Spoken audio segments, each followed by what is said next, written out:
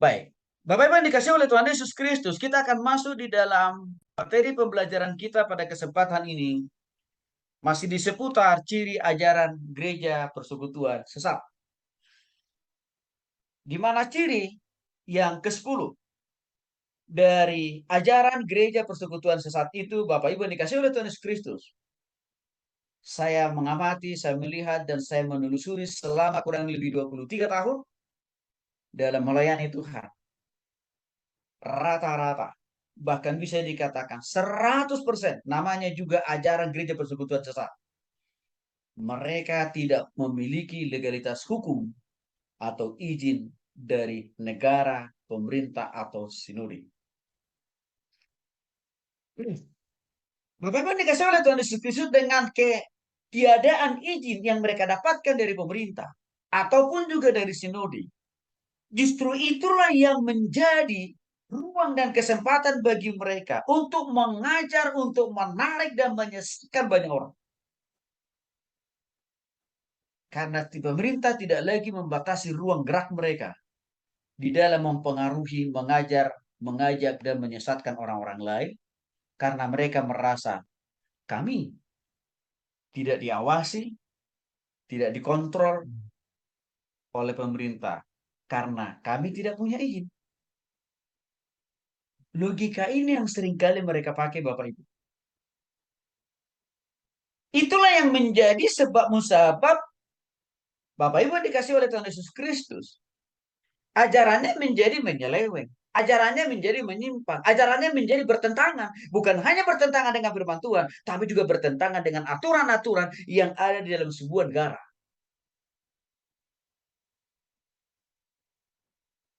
Dan juga, itu juga menjadi penyebabnya.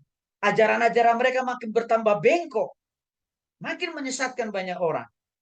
Karena tidak ada sinode yang menaungi. Maka dengan demikian Bapak Ibu dikasih oleh Tuhan Yesus Kristus. Saya mau menjelaskan dulu kepada kita contoh ajaran gereja dan persekutuan sesat yang tidak memiliki izin dari negara. Tapi mereka hadir di sekitar kita. Artinya apa? Mereka ada dan eksis di dalam menyesatkan banyak orang di tengah-tengah negeri ini.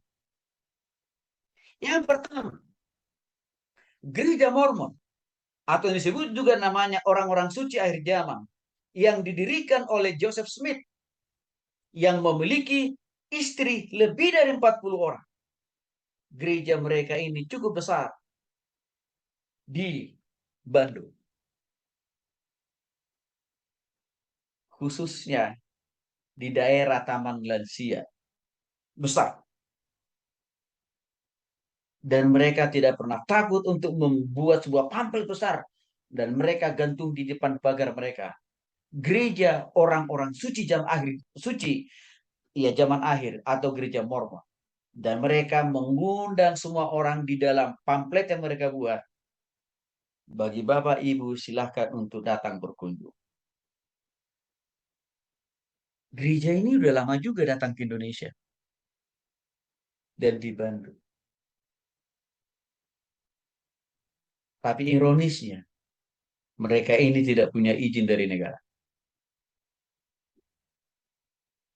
Memang kadang-kadang jadi pertanyaan, loh di mana fungsi dan peran negara? Kok ada gereja ajarannya sesat tapi tidak diingatkan, tidak ditegur, tidak diluruskan? Kan kira-kira begitu Bapak Ibu. Yang ini saya kira harus menjadi doa kita supaya negara juga melek untuk melihat hal-hal yang seperti ini. Yang kedua, Gereja Saksi Yehova yang didirikan oleh Charles Russell dan Joseph Rutherford. Waktu masa pemerintahan Soeharto, gereja ini dilarang keras menyebarkan ajarannya. Maka waktu itu, ya, kejaksaan diberikan otoritas untuk negara, diberikan otoritas oleh negara, ya, untuk memastikan supaya pergerakan ajaran Saksi Yehova jangan terus semakin berkembang di berbagai seluruh pelosok Indonesia. Ini dilarang pada zamannya Soeharto. Tapi memang waktu masa pemerintahan Soeharto beralih, khususnya masuk ke pemerintahan era Habibie, Gereja Saksi Yahova berhasil mendapatkan izin. Tapi izin yang mereka dapatkan ini pun, itu pun Bapak Ibu, bukan kategori mereka itu menjadi agama baru. Seperti 5 agama yang ada di Indonesia. Bukan. Tapi hanya sifatnya ajaran. Karena gereja Protestan juga menolak kehadiran daripada Saksi Yahova sebab ajarannya banyak bertentangan dengan firman Tuhan. Maka waktu itu Departemen Agama mencoba menanyakan kepada kelompok Protestan. Bagaimana? Apakah mau menerima Saksi Yahova menjadi bagian dari gereja Protestan? Tidak, kita tolak tuh. Artinya izin yang mereka dapatkan waktu zamannya Gus Dur juga tidak memberikan legalitas sebagai agama, salah satu agama di Indonesia, bukan. Tapi hanya sebatas aliran kepercayaan. Artinya, kalau izin mereka sebagai agama sebenarnya tidak ada. Kita tahu Bapak Ibu yang dikasih oleh Tuhan Yesus Kristus, Gereja Saksi Yehova cukup luar biasa pergerakannya. Karena mereka bukan hanya ada di kota, tapi juga ada di berbagai pelosok dan desa. Dan cukup banyak juga orang-orang Kristen yang ikut tersesat. Karena bagi orang Saksi Yehova, yang menjadi target penjangkauan mereka yang perlu mereka ajak menjadi pengikut Saksi Yehova itu bukan agama lain, tapi orang Kristen. Yang menurut perspektif Saksi Yehova, yang menjadi target pertama dan utama untuk mereka bawa. Mengapa? Karena gereja Saksi Yehova kan tidak percaya akan ketuhanan Yesus. Gak percaya Yesus itu Tuhan dan Juru Selamat. Gak percaya Yesus itu mampu menghapus dosa seluruh umat manusia. Juga mereka tidak percaya terhadap Roh Kudus. Juga mereka tidak percaya terhadap doktrin Allah Bapa, Putra, dan Roh Kudus. Maka kita yang sungguh kekeh dan yakin memegang teguh konsep Allah Tritunggal. Yesus adalah Tuhan dan Juru Selamat satu-satunya. Roh Kudus adalah Allah. Dalam kacamata Saksi Yehova. Ini mereka-mereka ini yang menjadi target kita untuk kita bawa kira-kira begitu. Itu alasannya kenapa Saksi Yehova itu rata-rata target penjangkauan mereka itu, pengikut mereka itu adalah pasti orang-orang berlatar belakang Kristen biasanya. Apakah Protestan atau Katolik. Ini kan dari tantangan buat kita Bapak. Saya percaya Bapak Ibu pasti pernah punya pengalaman pribadi berhadapan-hadapan dengan Saksi Yehova. Saya kurang lebih 2 tahun pernah berhadapan-hadapan dengan Saksi Yehova. Dan pertemuan saya terakhir dengan Saksi Yehova itu adalah waktu saya menolak, menentang keras ajaran mereka yang menyesatkan itu. Itu perjumpaan dan perpisahan saya terakhir dengan Saksi Yehova. Sehingga memang saya cukup mengenal betul Saksi Yehova. Yang ketiga, Gereja Anak Allah atau Children of God yang juga pernah membuat negeri ini gelisah. Karena Gereja Children of God yang didirikan oleh David Breck, atau dalam bahasa Indonesia gereja ini juga menamakan dirinya Gereja Anak Allah atau The Family International. Mereka ini kan melegalkan seks bebas. Artinya apa?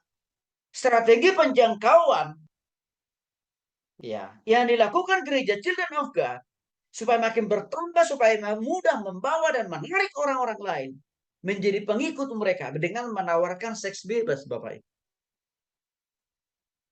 Dan cukup banyak anak-anak muda yang terpapar dengan strategi yang dipakai oleh Children of God ini, Bapak Ibu. Apalagi anak-anak muda. Bayangin Bapak Ibu, anggota Children of God pengurusnya yang perempuan disuruh mereka untuk menawarkan apa seks bebas dengan para laki-laki di luar sana tanpa bayar, itu gratis.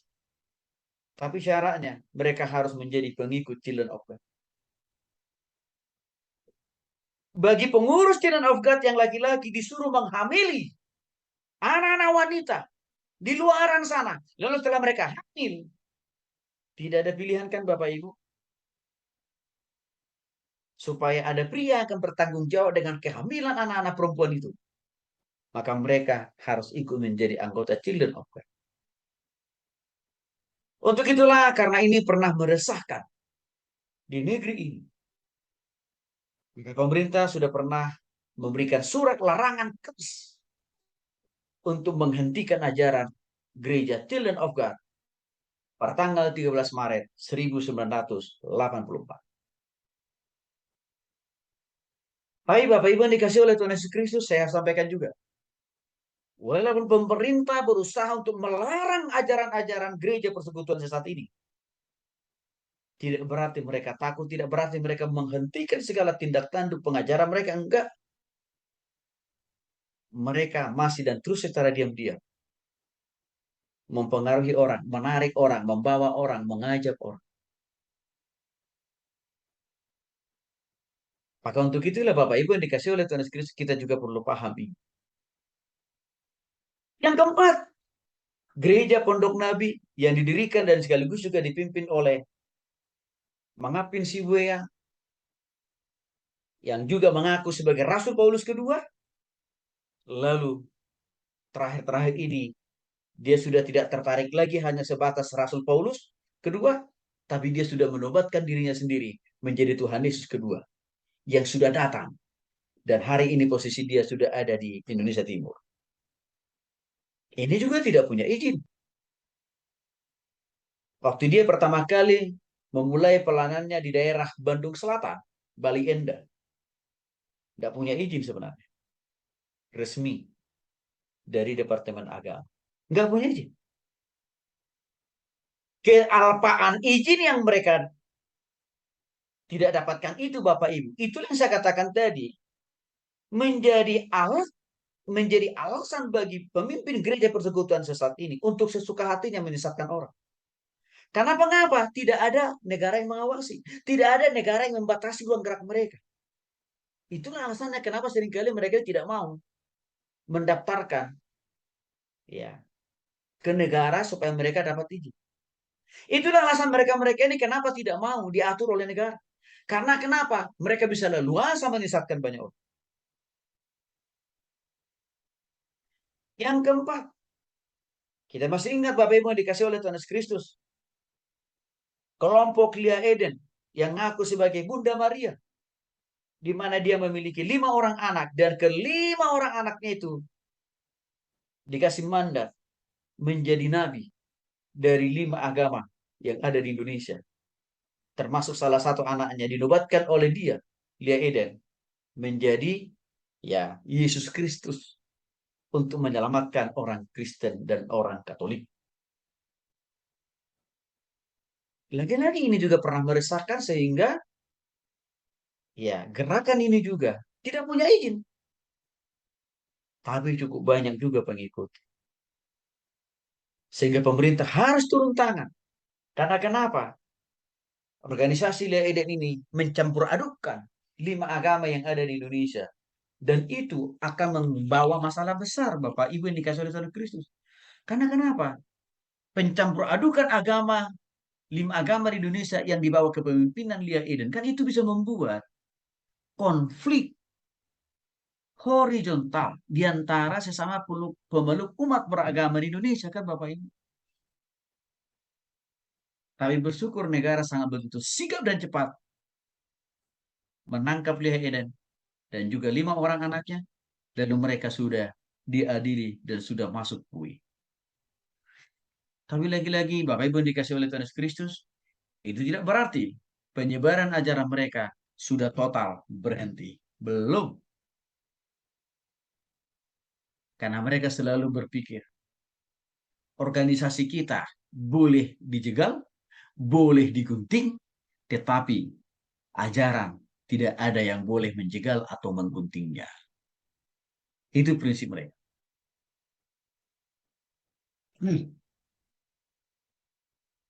Yang lainnya lagi adalah gereja yang maha kuasa, yang dipimpin Yang Xiangbin sebagai Yesus perempuan yang datang dari China. Juga sebenarnya ini tidak punya izin di Indonesia. Bahkan di China pun juga tidak punya izin mereka ini. Karena kenapa? Pemerintahan China juga sudah menangkapi para pengurus, para pengikut dari gereja yang maha kuasa ini, lalu beberapa puluhan di antara mereka sudah dipenjara. Karena dianggap meresahkan negeri China. Bagaimana dalam konteks Indonesia? Sama juga. Mereka ini tidak punya legalitas. Maka karena mereka tidak punya izin dari negara, maka mereka seenaknya Bapak Ibu yang dikasih oleh Tuhan Yesus Kristus menyebarkan ajarannya di berbagai media sosial, khususnya Facebook.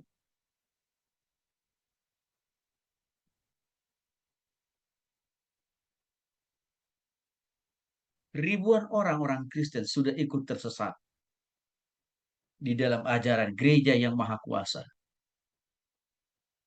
Ribuan orang. Dari Sabang sampai Merauke. Kebetulan Bapak Ibu yang dikasih oleh Tuhan Yesus Kristus, saya ada 3 grup Facebook, di mana 3 grup ini adalah mantan para pengikut gereja yang maha kuasa. Dan satu grup itu lebih dari 1.000 orang.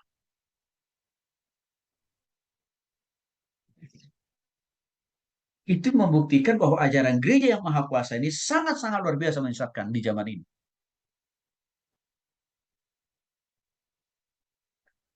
Ya, lagi-lagi mereka tidak punya izin dari negara. Lagi-lagi mereka juga tidak punya izin dari sinode resmi yang sudah ada dan terdaftar di Departemen Agama. Enggak ada. Jadi Bapak Ibu yang dikasih oleh Yesus Kristus, mereka-mereka ini bukan hanya tidak taat terhadap pemerintah, tapi juga tidak taat terhadap ya denominasi-denominasi gereja yang sudah ada di Indonesia. Mereka nggak taat. Karena kenapa? Sama Tuhan dan firman Tuhan aja kan mereka nggak taat. Terbukti dari mana? Ajaran mereka jauh atau di luar daripada Alkitab kan Bapak Ibu. Jadi mereka ini memang seenaknya mereka kalau melayani, melakukan pelayanannya. Ya. Gereja mana lagi yang juga tidak punya legalitas hukum atau izin dari negara dan bahkan tidak ada dinaungi oleh sinode resmi yang terdaftar di pemerintah? Gereja setan yang didirikan oleh Anton, di mana mereka menjadikan iblis atau setan menjadi Tuhan mereka. Sehingga apa? Praktek hidup daripada pengikut gereja setan 11-12 dengan praktek hidup daripada setan. Artinya apa? Semua hal yang negatif, semua hal yang bengkok, semua hal yang jahat, itulah yang menjadi praktek hidup daripada pengikut gereja setan. Karena kehadiran gereja setan ini kan sebenarnya mau melawan ajaran Yesus. Ajaran Yesus kita tahu menuntun orang pada kebenaran dan hidup dalam kebenaran itu dan mempraktekkan kebenaran itu sendiri. Contohnya adalah kita sendiri. Itulah yang dilawan oleh apa? Ajaran gereja setan.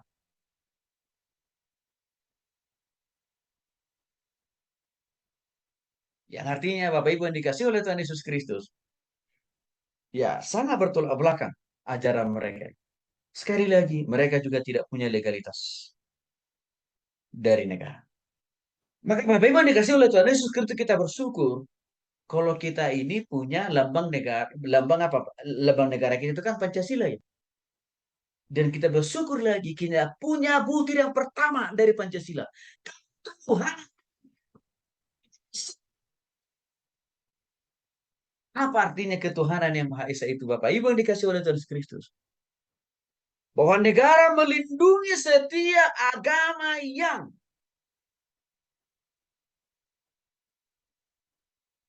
benar di negeri ini. Salah satu dua contohnya Protestan dan Katolik. Itu dilindungi oleh negara. Kita konsisten mengajarkan, melakukan, menghidupi apa yang diajarkan oleh Alkitab kita.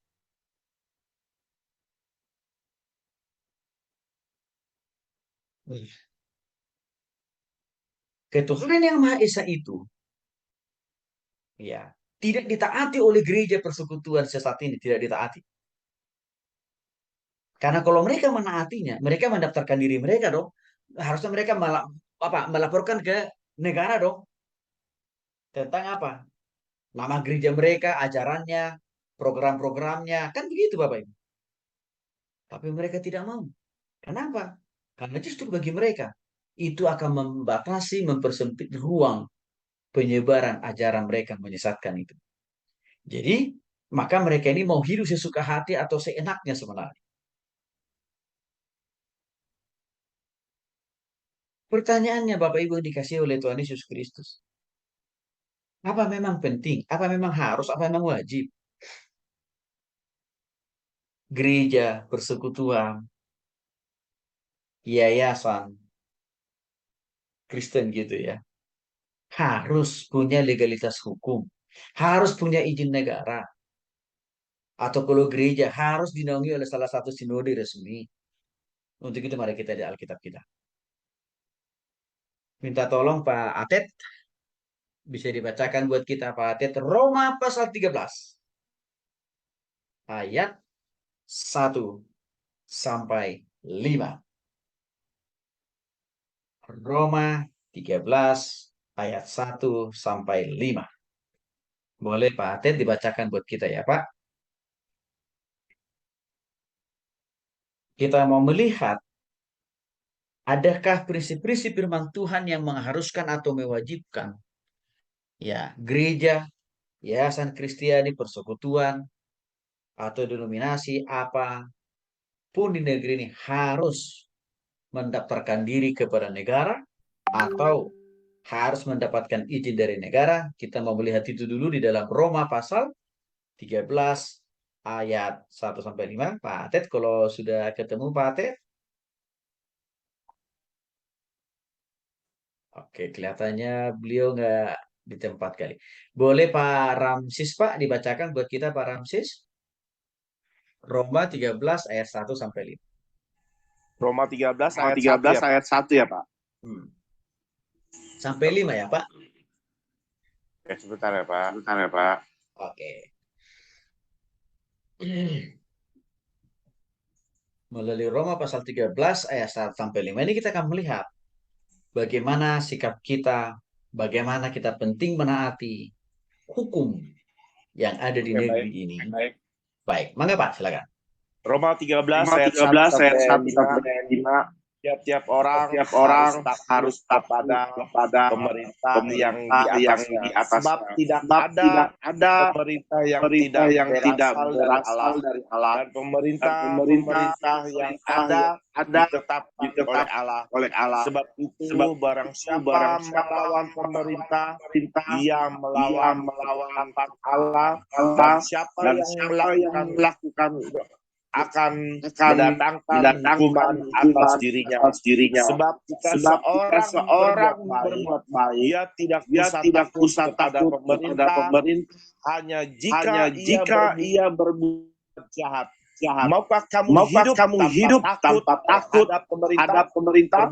Perbuatan yang baik dan kamu akan beroleh pujian padanya karena pemerintah adalah hamba Allah untuk kebaikanmu. Tetapi jika engkau berbuat jahat, takutlah akan dia. Tidak pemerintah menyandang pemerintah adalah hamba Allah untuk membalaskan ke Allah mereka yang berbuat jahat. Sebab itu perlu kita menaklukkan diri bukan saja oleh karena kemurkaan Allah, tetapi juga oleh karena suara hati kita demikian firman Tuhan. Baik, terima kasih Pak. Mari kita telusuri Bapak Ibu yang dikasih oleh Tuhan Yesus Kristus mulai dari ayat pertama. Dari Roma 13 ayat 1 sampai 5. Dia pertama dikatakan di sana, Bapak Ibu yang dikasih oleh Tuhan Yesus Kristus, tiap-tiap orang, pribadi-pribadi loh ini Bapak Ibu, dimulai dari pribadi-pribadi dulu, harus takluk kepada pemerintah yang di atasnya. Ya, takluk itu artinya apa? Tunduk, taat. Itu kan arti kata takluk itu. Nah, gereja, di dalam gereja itu kan ada orang-orang, ada manusia. Persekutuan juga adalah kumpulan dari orang-orang. Artinya ada manusia di sana. Ini kan dikatakan di sini. Orang-orang yang berkolaborasi, yang tergabung di dalam satu denominasi, satu gereja, satu persekutuan, harus tunduk dan taat kepada pemerintah di atasnya. Siapa pemerintah di atasnya? Pemerintah yang ada di dalam sebuah negara. Di sana ada presiden, ada wakil menteri, ada polisi, ada TNI, bahkan sampai ke aparat yang paling bawah sekalipun, yaitu apa? Ketua RT. Itu kan pemerintah itu. Dikatakan harus kita taati juga. Ya. Sebab tidak ada pemerintah yang tidak berasal dari Allah.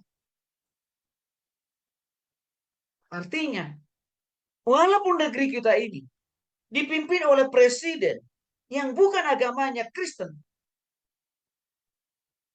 presiden kita itu juga adalah dari Tuhan. Walaupun agamanya beda dengan kita. Artinya apa? Atas ketentuan Tuhan juga presiden itu menjadi presiden kita. Menjadi pemimpin atas kita. Walaupun sudah satu agama. Walaupun beda agama. Sebab dikatakan di sini bagian kalimat terakhir di dalam ayat 1. Ya. Sebab tidak ada pemerintah yang tidak berasal dari Allah. Jadi, tidak hanya kalau presidennya orang Kristen, lalu kita hormat, tak, enggak salah. Yang agamanya bukan Kristen pun kita harus hormat dan kita harus taati juga. Karena atas perkenanan Tuhan juga, mereka itu jadi pemimpin atas kita anak-anak Tuhan dan juga gereja-gereja Tuhan. Lalu ditegaskan. Dan pemerintah-pemerintah yang ada ditetapkan oleh Allah. Seringkali alibi yang dibangun oleh pemimpin ajaran gereja persekutuan sesaat ini, kenapa mereka tidak mau menaati peraturan pemerintah? Kenapa mereka tidak mau mendaftarkan gereja, ajaran persekutuan mereka kepada pemerintah? Alasan mereka begini. Pemimpin di negeri ini, presiden di negeri ini, kan bukan orang Kristen. Itu seringkali alibi itu mereka pakai. Gak pernah ke gereja katanya. Tapi di sini tidak ada pemisahan. Bahkan tidak ada penjelasan di sini. Yang perlu engkau taatin itu orang-orang Kristen, haruslah pemimpin yang beragama Kristen. Kan nggak ada Bapak Ibu kan? Nggak ada. Tapi ini dikatakan, tiap-tiap orang harus tunduk kepada pemerintah yang ada di atasnya. Artinya apa? Siapapun pemimpin kita, siapapun presiden kita, siapapun gubernur kita, wali kota kita, bupati kita, RT RW, ketua RT RW, harus juga kita taati. Karena di sini tidak dikatakan, oh, kalau pemerintah pemimpinmu itu agama lain, nggak usah kau taati, nggak ada. Bahkan dikatakan, apapun agamanya. Maka dikatakan ini, sebab tidak ada pemerintah yang tidak berasal dari Allah. Dan pemerintah-pemerintah yang ada ditetapkan oleh Allah, luar biasa. Jadi presiden kita hari ini juga itu atas ketetapan Tuhan. Atas keputusan Tuhan. Untuk menjadi pemimpin atas kita. Walaupun kita tidak satu agama. Tidak satu keyakinan dengan. Itu dari Tuhan juga. Jadi, kesalahan besar yang dilakukan oleh pemimpin ajaran gereja persekutuan sesat itu membalikkan ayat ini.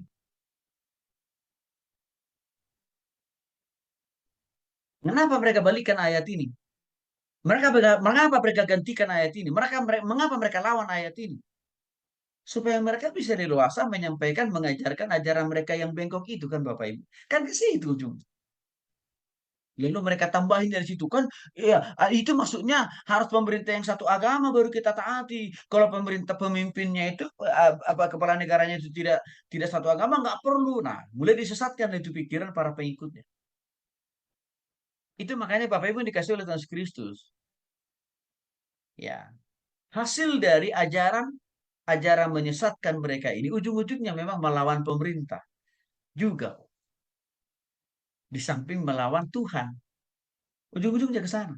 Maka untuk itulah tadi, ya, ada ekses negatif yang ditimbulkan oleh ajaran-ajaran mereka ini. Seperti misalkan Children of God yang melegalkan seks bebas. Ah, itu kan bertentangan dengan peraturan pemerintah. Dan juga bertentangan dengan firman Tuhan. Ya. Nah, kita lihat ayat 2. Nah, jadi Bapak Ibu dikasih oleh Tuhan Yesus Kristus. Ya, gereja, ajaran persekutuan perlu menaati pemerintah di atasnya. Cara taktisnya, cara informasi bagaimana mengurus izin dalam mendirikan gereja atau persekutuan itu. Atau yayasan itu. Dan pemerintah menyediakan semua syarat-syaratnya kok. Baik yang dikeluarkan oleh Departemen Agama, Departemen Sosial, Departemen Hukum, dan HAM. Ada kok semuanya. Itulah alasannya Bapak Ibu yang dikasih oleh Tuhan Yesus Kristus. Sejak yayasan kita, Lembaga Pelayanan Pemimpin Indonesia, kita dirikan tahun 2007. Saya berjuang untuk mengurus izinnya. Mulai dari RT, RW, lurah, camat, sampai ke menteri. Saya urus loh Bapak Ibu.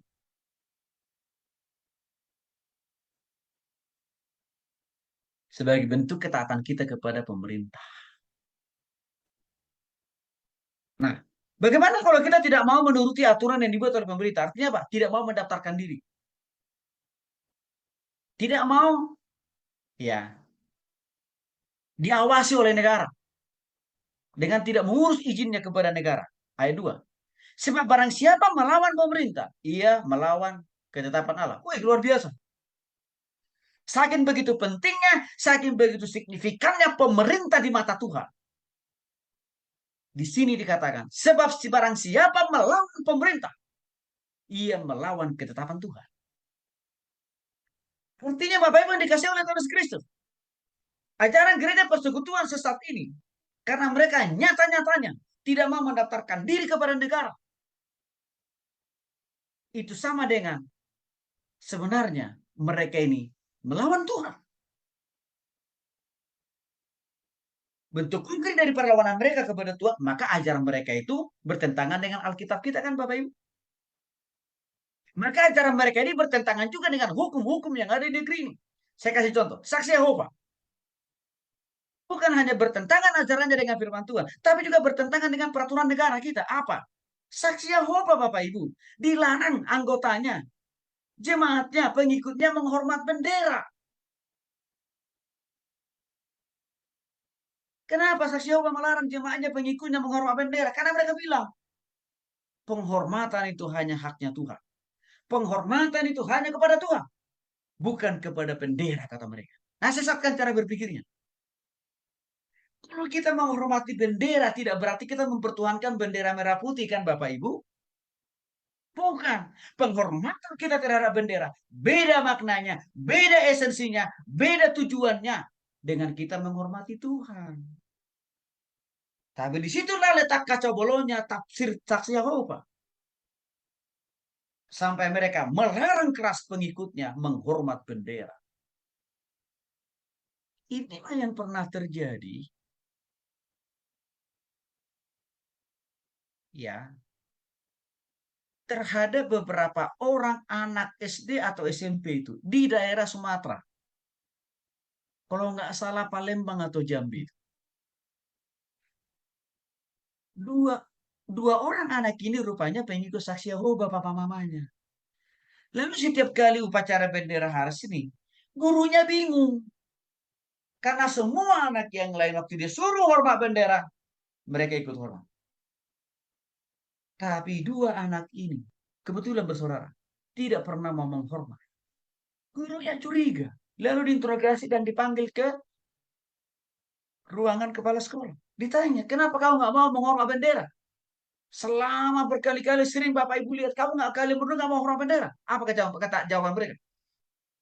Agama kami, keyakinan kami melarang keras untuk hormat bendera. Bayangin loh Bapak Ibu. Ini bukti bahwa mereka juga, saksi Yehova juga melawan aturan pemerintah.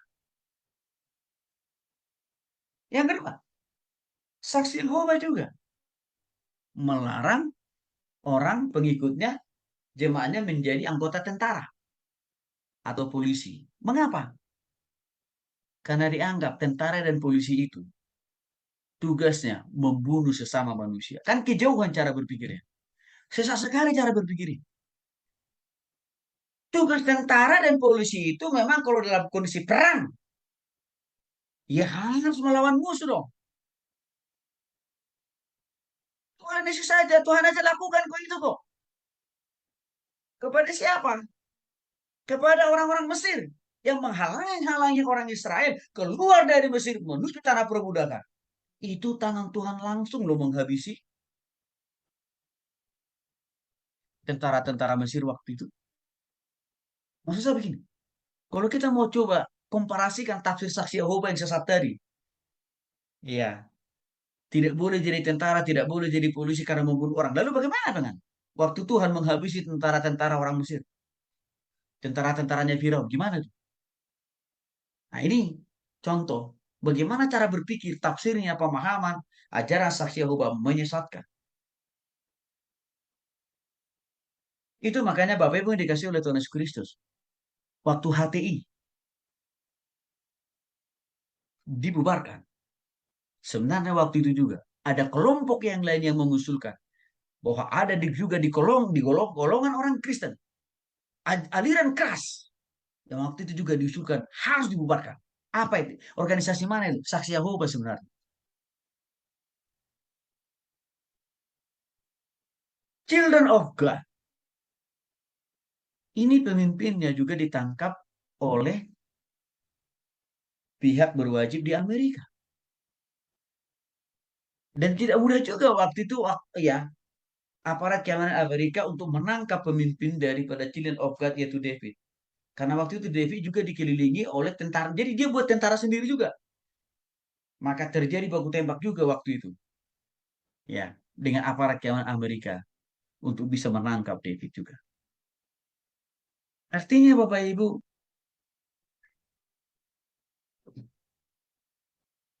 ketidaklegalan gereja persekutuan sesat ini itu juga bentuk perlawanan terhadap Tuhan. Di samping itu juga bentuk perlawanan kepada pemerintah.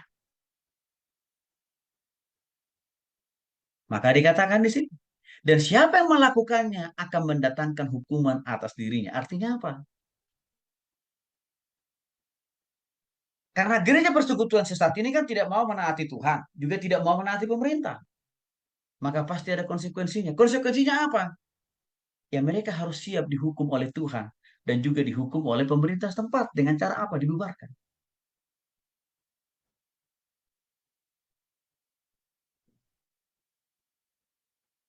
Ya. Ayat 3. Sebab jika seorang berbuat baik, ia tidak berusaha takut kepada pemerintah. Artinya begini. Kita mendirikan gereja persekutuan, yayasan. Kan untuk hal yang benar kan Bapak Ibu? Untuk hal yang baik kan? Contohnya misalkan kita buat ibadah minggu untuk menuntun orang, berdoa, baca Alkitab. Ya kan gitu. Apakah itu sekolah minggu, remaja, dan pemuda. Ujung-ujungnya kan menuntun orang hidup dalam kebenaran. Kita buat misalkan yayasan sosial. Untuk apa? Membantu orang yang kesulitan. Membantu orang yang kekurangan secara ekonomi atau juga secara kesehatan kan gitu. Artinya begini, kalau gereja persekutuan atau yayasan itu Menuntun, menopang, menolong, mendorong orang makin bertambah lebih baik, makin bertambah lebih baik. Maka dikatakan di sini ayat 3, kita tidak perlu takut untuk mendaftarkan ke negara supaya kita dapat izin. Nggak perlu. Karena visi misi dan tujuan gereja, organisasi, persekutuan yang kita dirikan itu kan nggak ada berlawanan dengan hukum. Dan pasti pemerintah memberikan kemudahan. Bapak Ibu yang dikasih oleh Tuhan Yesus Kristus waktu saya mengurus, ya, izin yayasan kita LPPI, termasuk juga SAP, STTP kita. Ya, yang saya hadapin itu mulai dari RT RW, ya, kepala desa, camat, ya, itu rata-rata mereka bukan agama Kristen loh Bapak Ibu. Agama lain kok. Tapi saya lihat mereka nggak mempersulit tuh. Karena mereka tahu tujuan kita mendirikan yayasan ini untuk apa? Tujuan kita mendirikan sekolah ini untuk apa? Mereka dukung juga. Nah, memang Bapak Ibu dikasih oleh Tuhan Yesus Kristus. Pemimpin ajaran gereja persekutuan sesat ini, kenapa mereka tidak mau mengikuti prosedur itu? Karena memang nyata-nyatanya ajaran mereka kan bukan menuntun orang pada pertobatan kan. Gereja persekutuan yang mereka buat, yang atau organisasi yang mereka bangun, kan bukan membuat orang bertobat. Bukan mendidik orang supaya hidup dalam kebenaran. Tapi apa? Membuat orang makin tersesat. Membuat orang menjadi makin lebih buruk, lebih jahat. Bahkan melawan Tuhan dan melawan pemerintah. Seperti saya kasih contoh tadi. Seks bebas. Itu melawan firman Tuhan. Dan juga melawan hukum yang ada di negeri ini.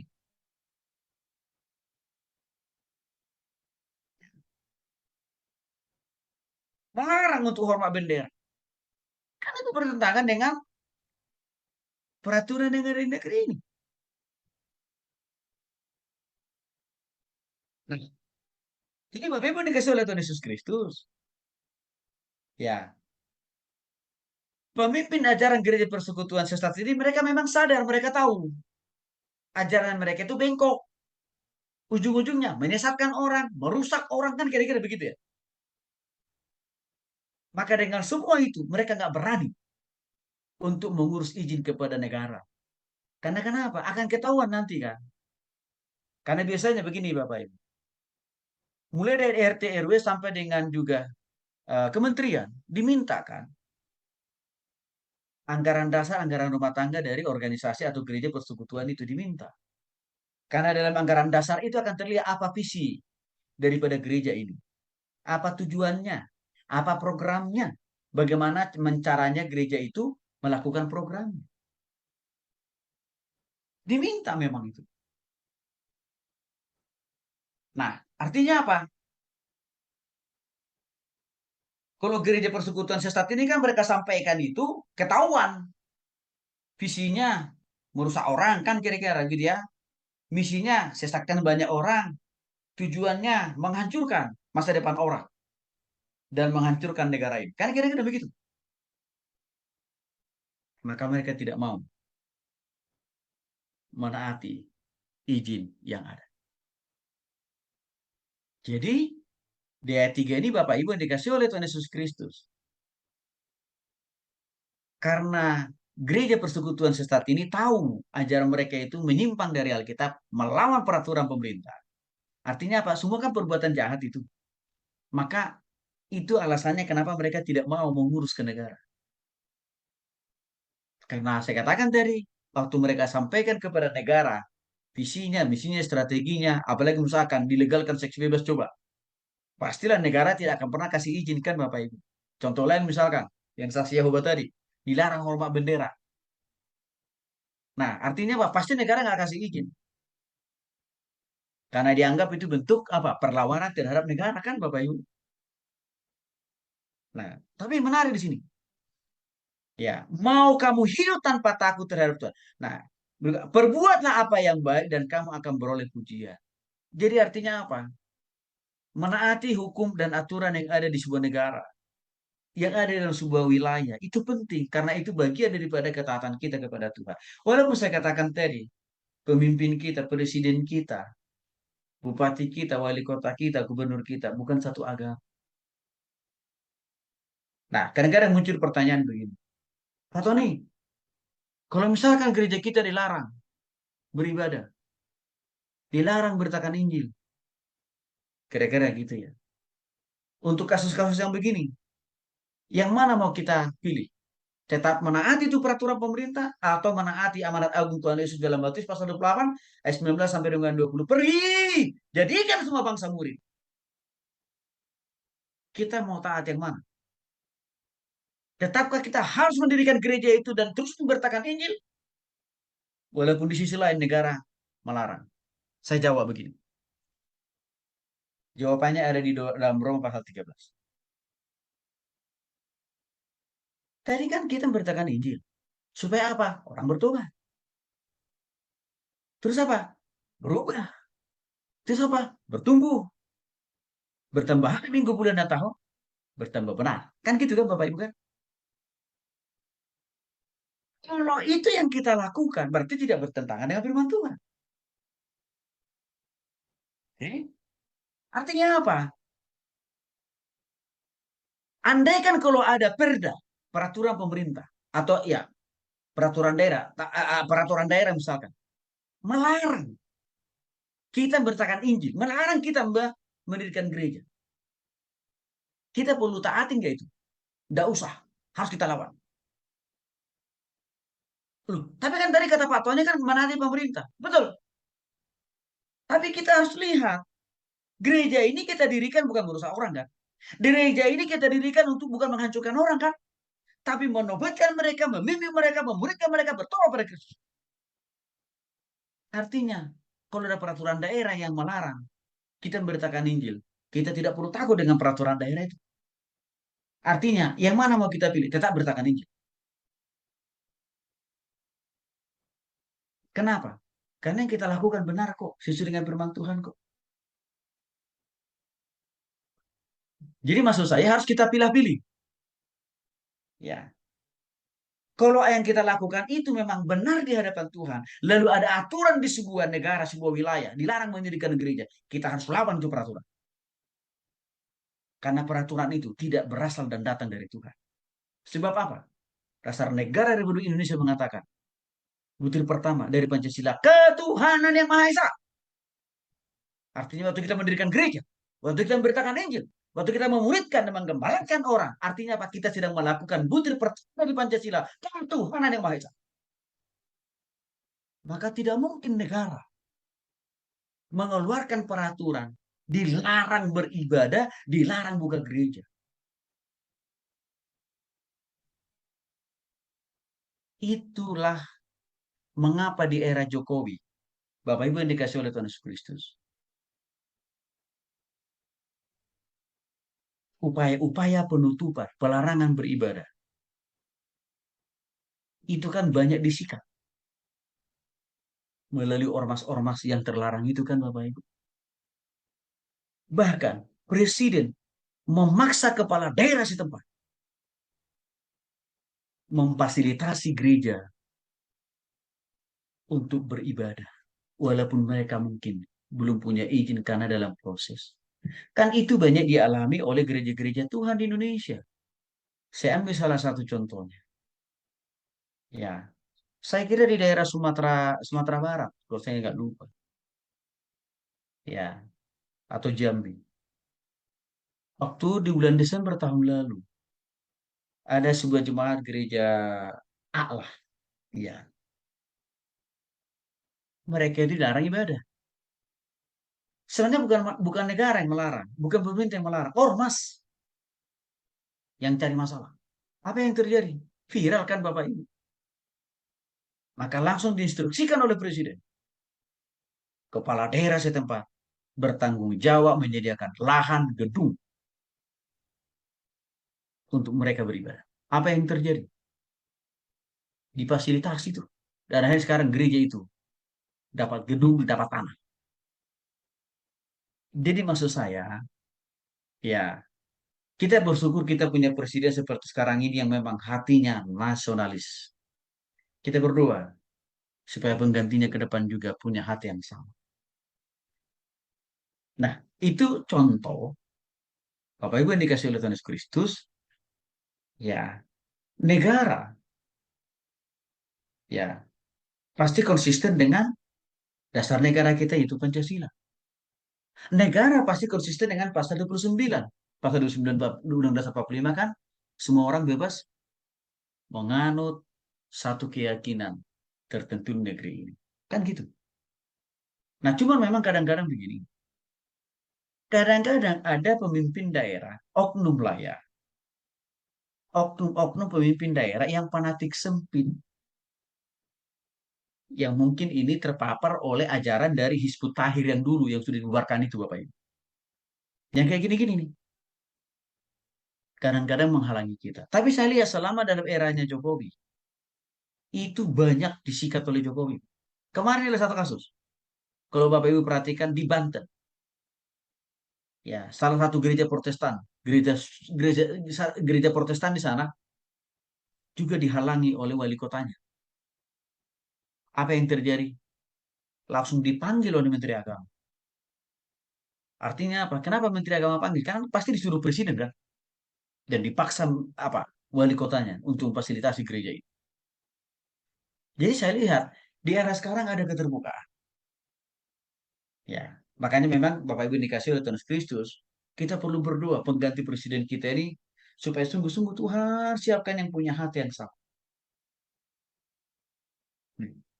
Jadi Bapak Ibu dikasih oleh Tuhan Yesus Kristus, ayat 4. Karena pemerintah adalah hamba Allah. Oke, artinya apa? Pemerintah itu sebenarnya adalah pelayannya Tuhan juga, Bapak Ibu. Ya. Jadi mereka dikasih wewenang tapi juga sekaligus dikasih tugas dan tanggung jawab untuk apa? Melayani seluruh warga masyarakat Indonesia, termasuk kita orang Kristen. Maka dengan demikian, negara wajib memfasilitasi kita untuk apa? Beribadah, berdoa. Oke? Untuk itu juga pemerintah diwajibkan oleh Tuhan, ya, tidak mempersulit, tidak mempersukar gereja, yayasan, Kristiani, persekutuan untuk mengurus izin. Maka saya katakan tadi pengalaman saya dalam mengurus izin, saya tidak dipersulit tuh.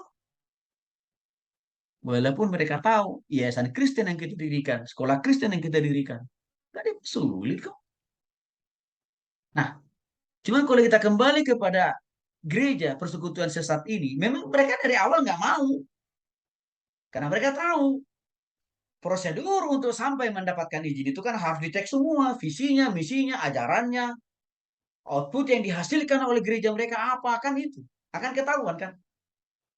Karena setiap tahun saya harus kasih laporan loh Bapak Ibu. Apa yang sudah dikerjakan oleh yayasan kita atau pendidikan kita. Itu harus saya kasih laporan tuh. Dan dicek masih sesuai enggak dengan visi misi yang sudah didaftarkan kepada negara waktu di awal pertama kali. Nah, gereja persekutuan sesat ini kan nggak mau dikontrol, nggak mau diawasi ajarannya, karena mereka mau tetap menyesatkan orang supaya makin jauh dari Tuhan dan juga supaya makin tidak lebih taat terhadap pemerintah. Maka jangan salahkan juga.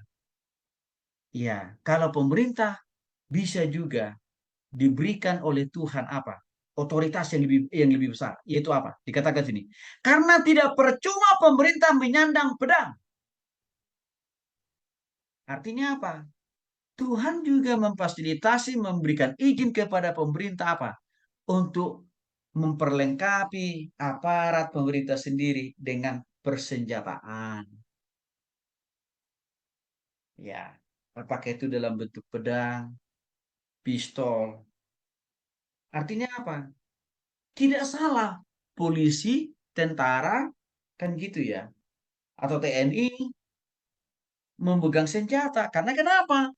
Alkitab bilang, ya, karena tidak percuma pemerintah menyandang pedang. Sebab pemerintah adalah hamba Allah untuk membalas murka Allah atas mereka yang berbuat jahat. Artinya penutupan, pelarangan keras yang dilakukan oleh pemerintah terhadap gereja persekutuan sesat ini sah secara Alkitab. Sah juga. dari sudut hukum pemerintah, dari hukum negara. Karena memang Tuhan kasih otoritas kok. Bahkan sampai dikatakan di sini apa? Difasilitasi mereka menyandang pedang. Berarti ini kan berarti perlengkapan persenjataan kan? Artinya apa? Salah enggak tentara mengusir penjajah dengan menembak penjajah? Enggak salah. Orang kita yang dijajah kok. Nah, tapi situlah konsep pemahaman saksi Yehova yang sesat kan Bapak Ibu. Ya. Nah, juga sama.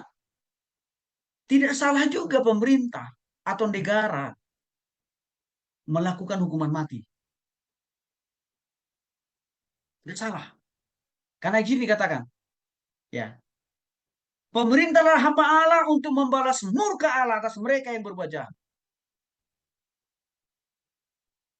Hukuman mati. Alkitabiah.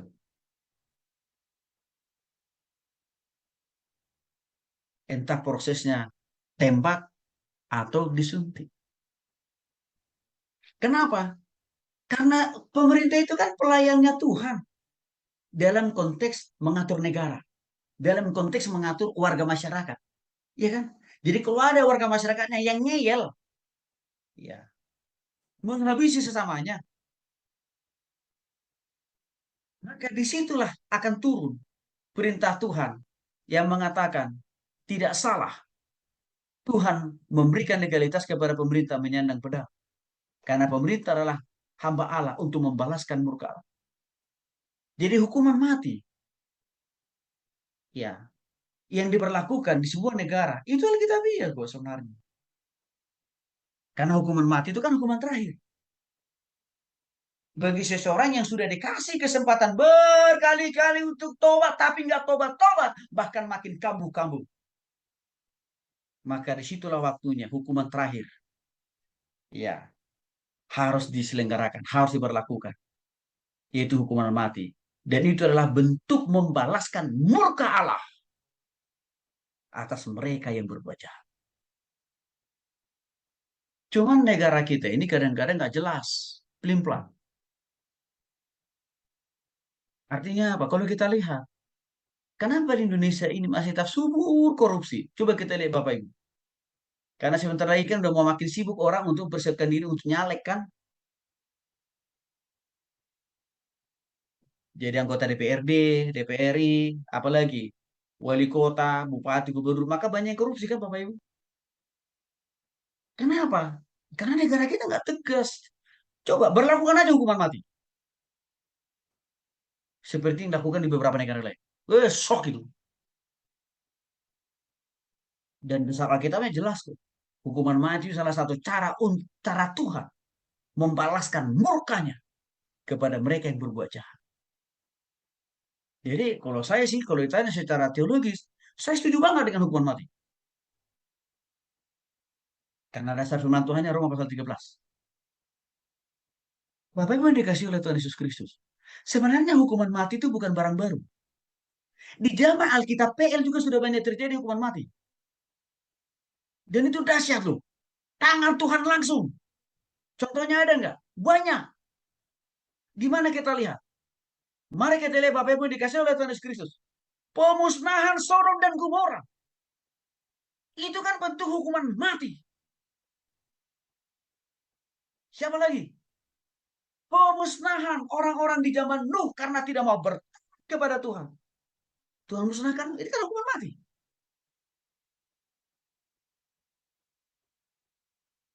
Artinya, itu diperkenankan Tuhan kok. Karena orang itu nggak mau tobat-tobat. Sama genosida ya, Pak. Genosida ya, Pak. Genosida ya, Pak.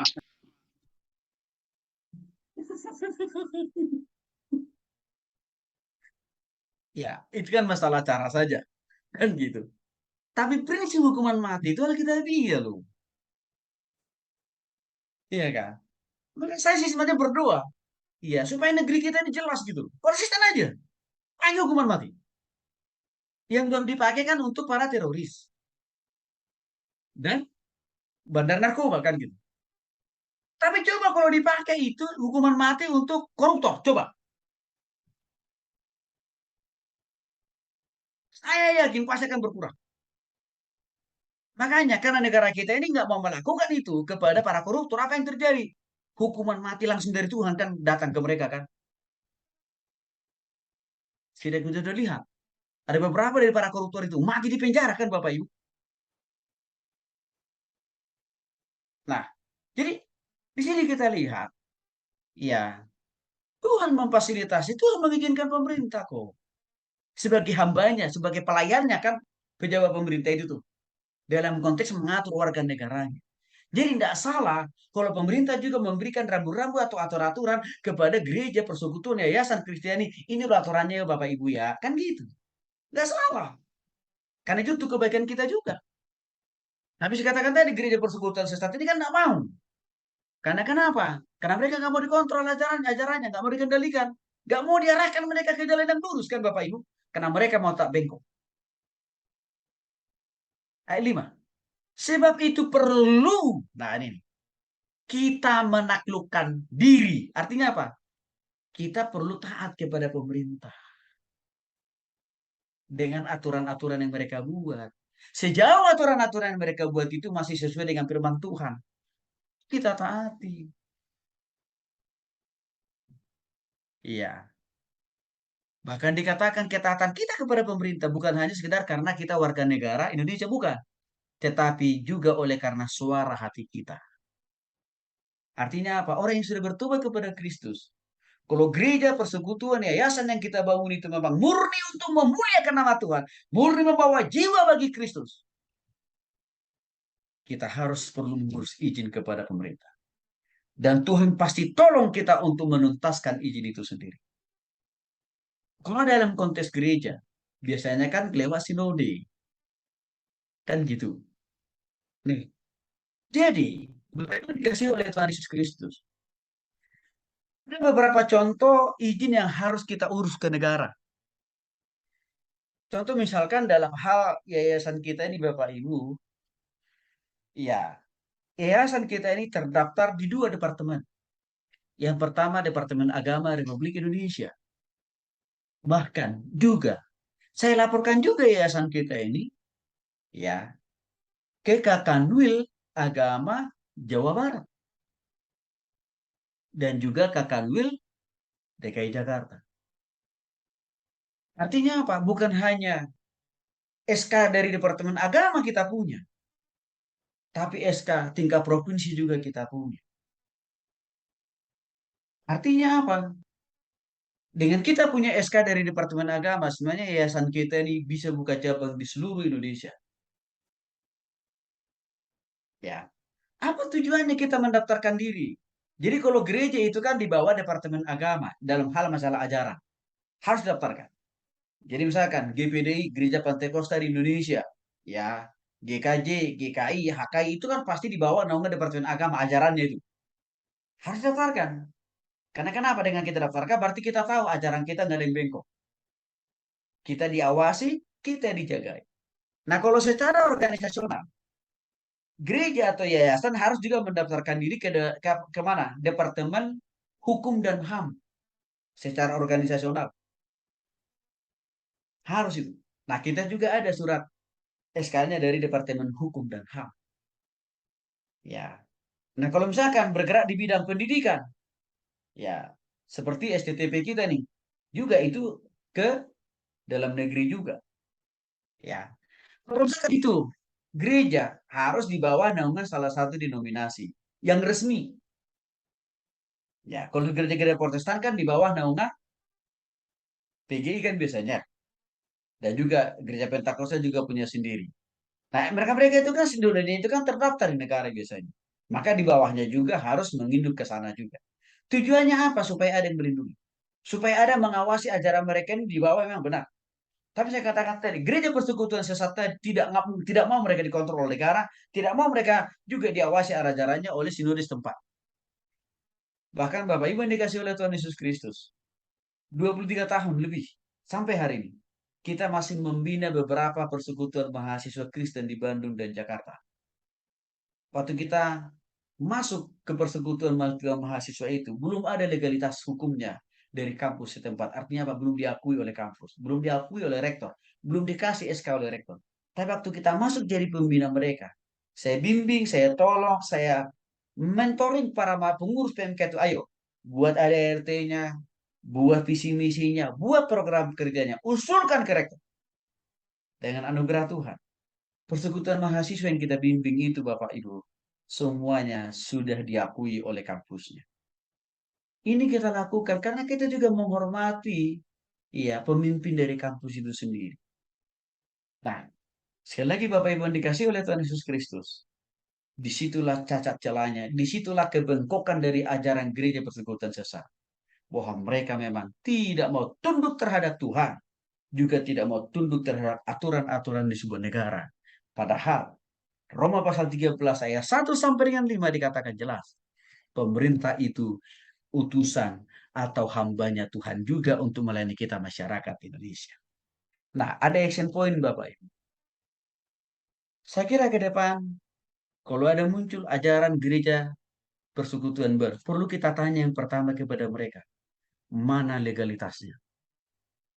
Mana izinnya dari negara? Itu pasti langsung kelimpungan, pasti. Dan biasanya kalau kita sudah gituin, pasti mereka itu mundur dengan pelan-pelan. Karena mereka udah tahu, kayaknya orang yang kita jumpai ini orang yang tahu hukum nih. Maka biasanya mereka langsung kabur. Itu salah satu cara yang paling efektif. Iya, menghadapi ajaran gereja persekutuan. Karena memang mereka ilegal kok sebenarnya. Baik, kiranya apa yang saya sampaikan ini menjadi informasi dan juga sekaligus memberkati kita. Tuhan Yesus memberkati.